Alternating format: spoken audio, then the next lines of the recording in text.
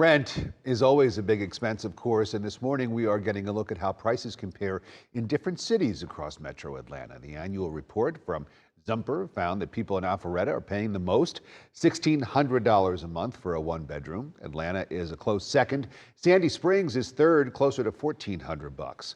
Looking at the lowest prices now, LaGrange comes in at the most affordable city with about one beds for $850 a month, and then comes Rome and Forest Park in second and third.